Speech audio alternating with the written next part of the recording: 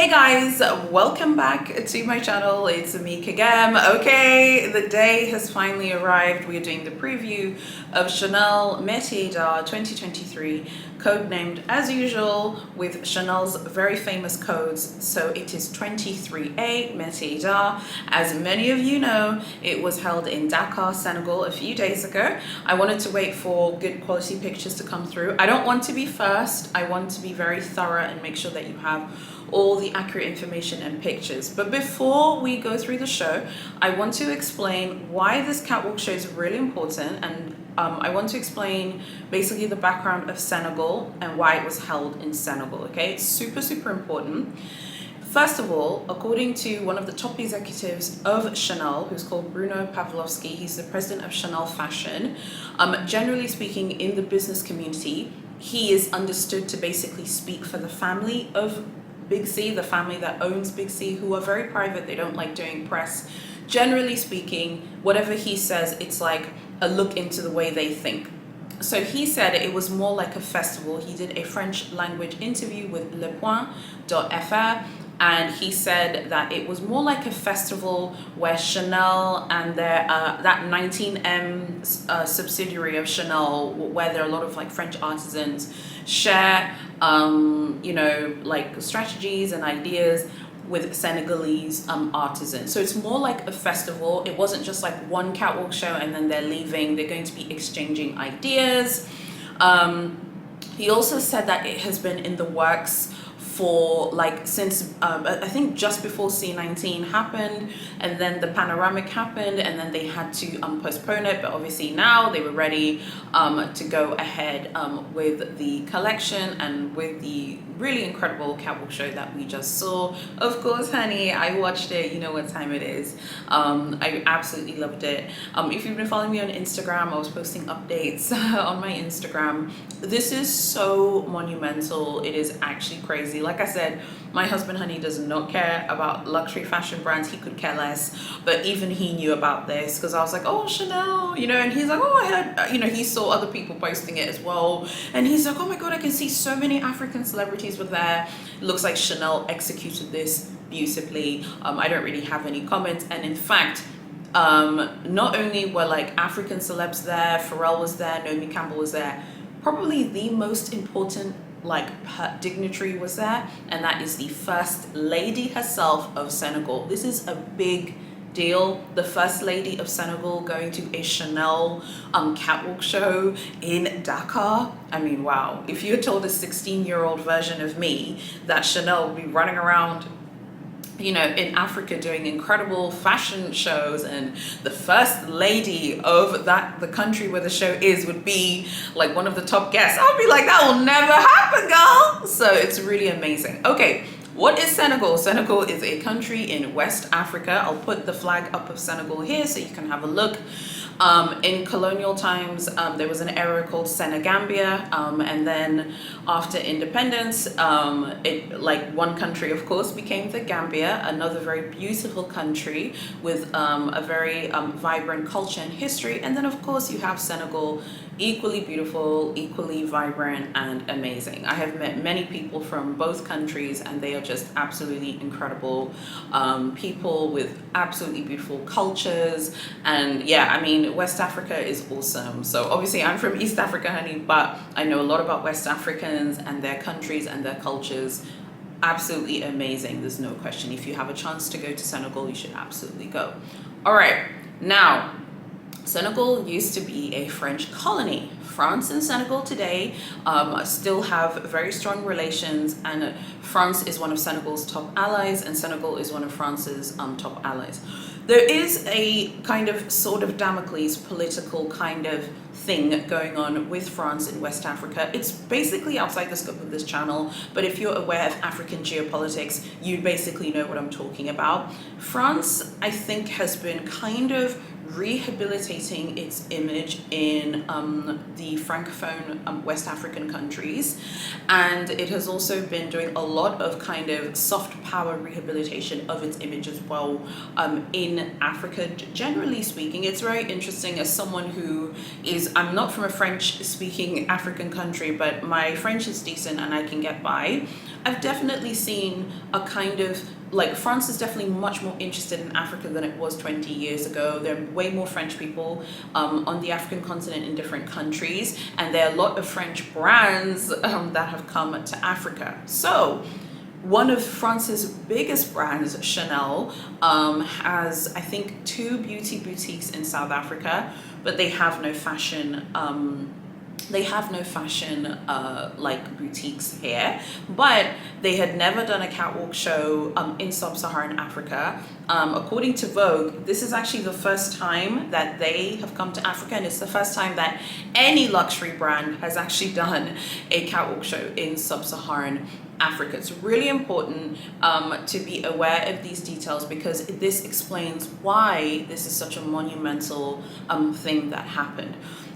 So before we go into the looks and everything, it's just super important. I want to equip you with that information. I think Big C found it easy to go to a francophone African country versus going to an English-speaking country, just because they are historical ties and cultural ties between French-speaking countries and France for whatever reason. We're not really going to go into the sort of historical stuff, because that's really outside the scope of this channel.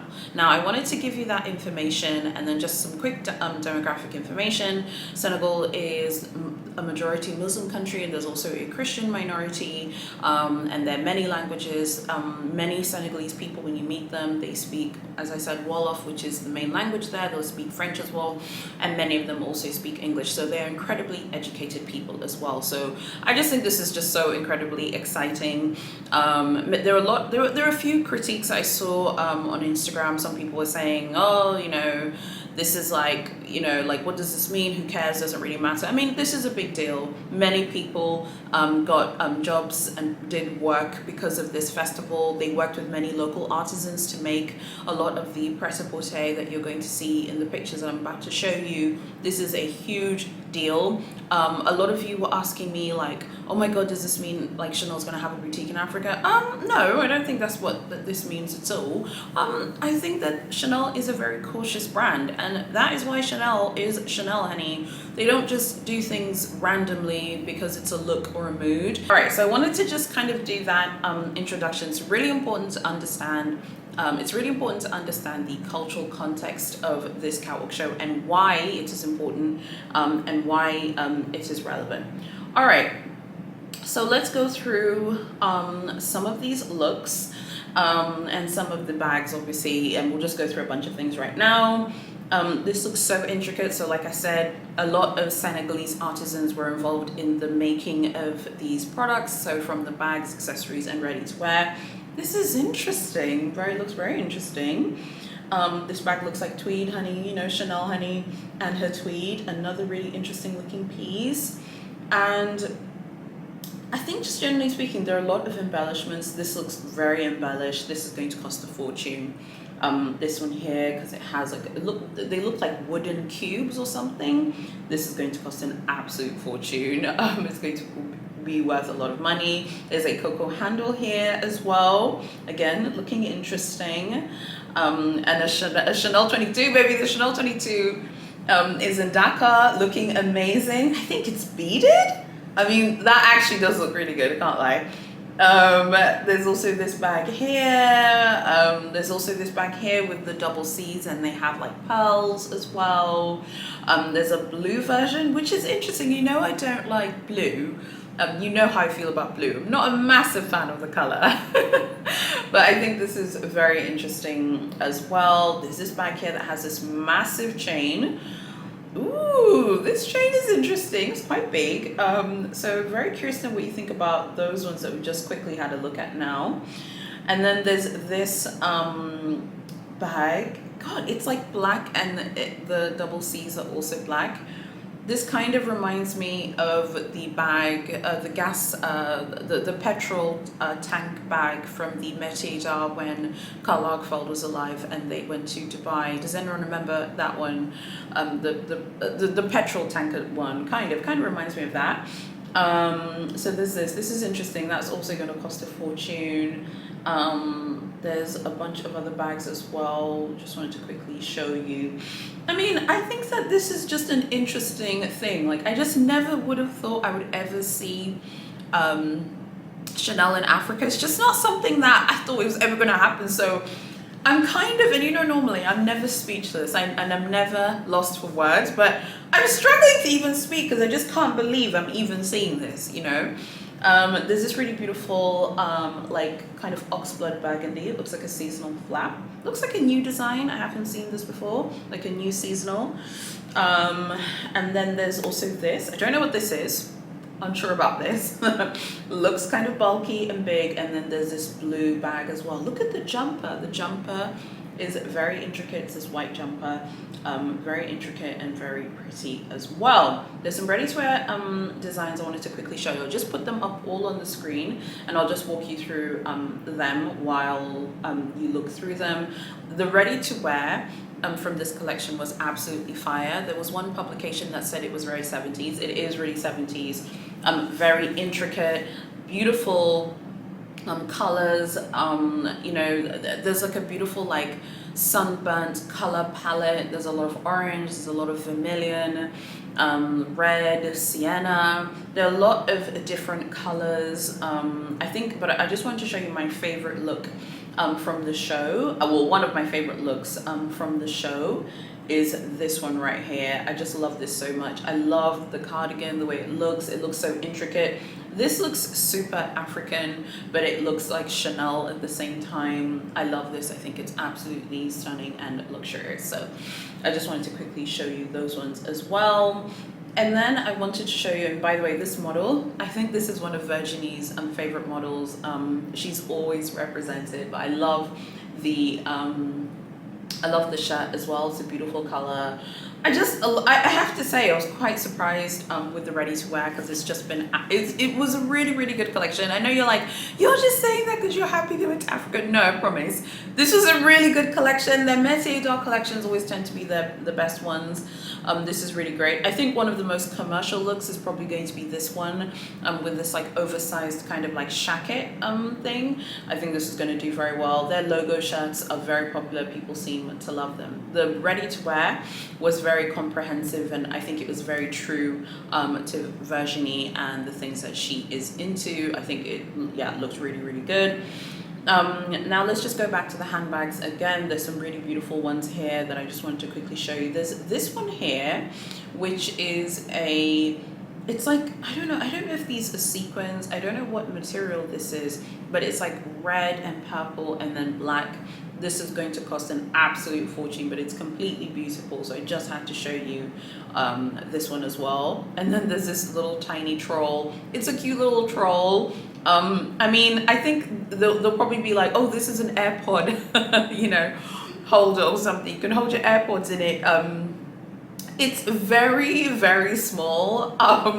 There is no way. I don't even know. Are your AirPods fitting in here? Because I don't know if your AirPods are going to fit in there because it's very small. There's another pearl bag as well. I know that this is going to be £10,000, but it's obviously handmade, but still. Pearl bag and pearl troll because it does look really, really tiny.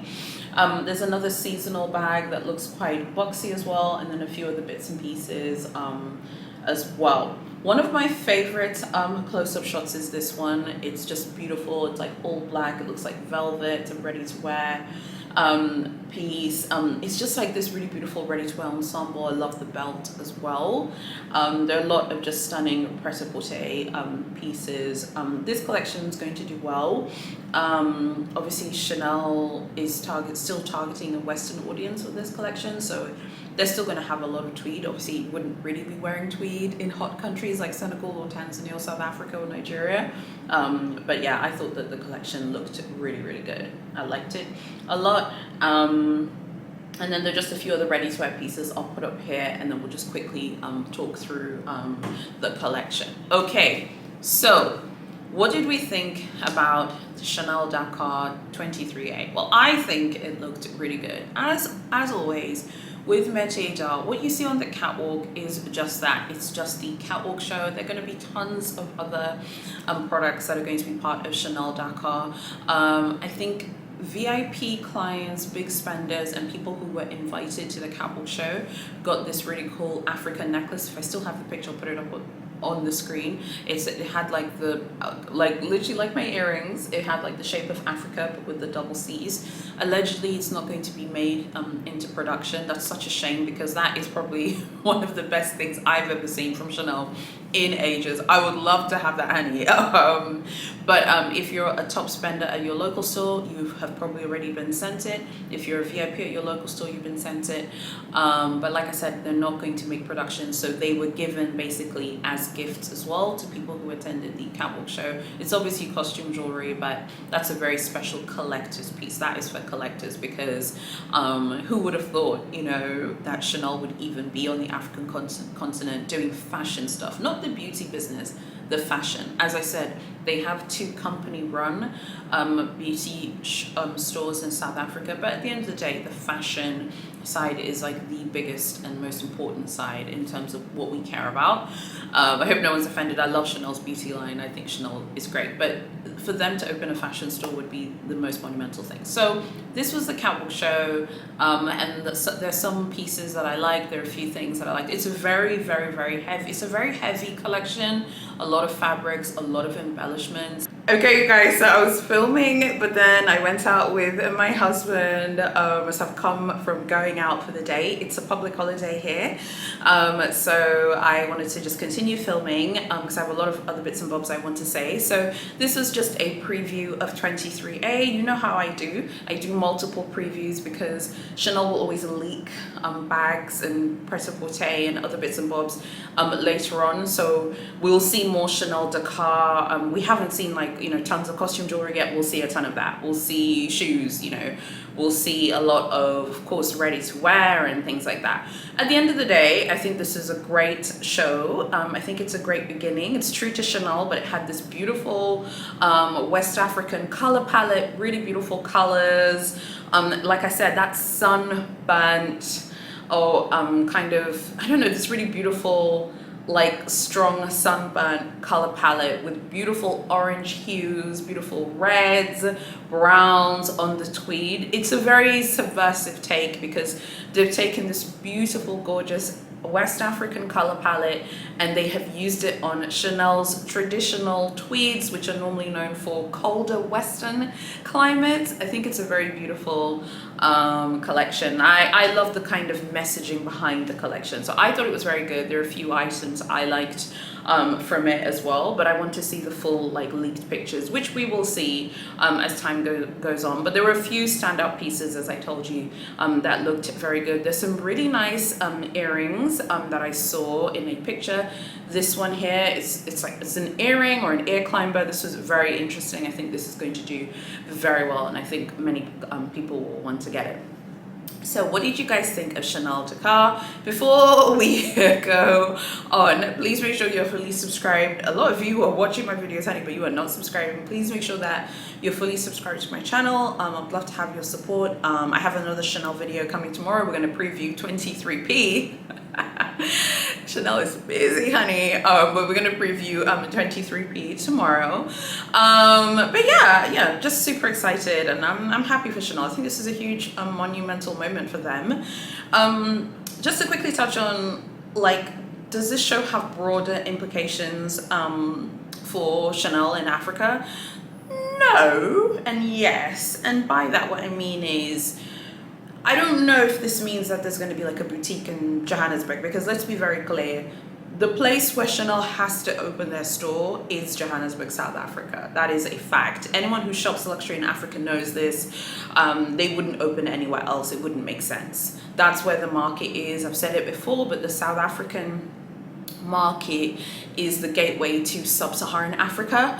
Many people from different African countries all shop in Johannesburg and Cape Town. So if they're going to open, it would have to be in Johannesburg and Cape Town, not either or. They'd have to do both. They could probably do both and do very well. Louis Vuitton's in Johannesburg and Cape Town, Gucci's in Johannesburg and Cape Town. It could easily work and be very successful, okay? So it's up to them to figure out what works for them. But does Chanel have huge brand recognition in Africa? Absolutely, because if people like my husband who don't care about luxury, literally does not care, even he knows about Chanel and he knows about the brand. There's a huge recognition of the brand, and people do know the brand here. The issue isn't the ability to afford items. There are many incredibly successful people here who are able to shop at these boutiques and do. I think I said it before, but now like people used to go to like Paris to shop and Antwerp in Belgium or Geneva or London, but these days people still shop in Europe, but a lot of people like to shop now in Dubai, in the United Arab Emirates, and Abu Dhabi and Singapore. Singapore is very attractive to a lot of African people because Singapore has visa-free travel with lots of African countries, including mine. So there are changes in the way people do luxury shopping here. I've said it before and I'll say it again. It is very inconvenient for me to constantly travel, and even in 2023 I don't really want to travel that much. Like after spring summer I really won't be traveling. Like I'm going to do my trips that are coming up, but and I don't even consider South Africa traveling because it feels like a home away from home. That's how cozy and fun it is to go to South Africa, and it's just a 3-hour flight from Dar es Salaam. I want to shop more in the South African boutiques and show my loyalty to the brands in South Africa. I think that is more important for me moving forward. And luckily for me, 3 of my favorite houses, Louis Vuitton, Versace, and Cartier, are all in South Africa. So let's see what happens with your girl Big C, honey. But I liked this collection. I thought it was really, really nice, and I really enjoyed it. And I'm very happy for Chanel. I think this is a huge PR win for them. Chanel has been dragged so hard by her skull, by her wig, but honey, boo-boo, she did it this time. Okay, she did it. We don't really have a lot to say, but we'll talk about her wig tomorrow in the 23P preview. Thank you so much for watching, and I'll see you guys tomorrow in my next video.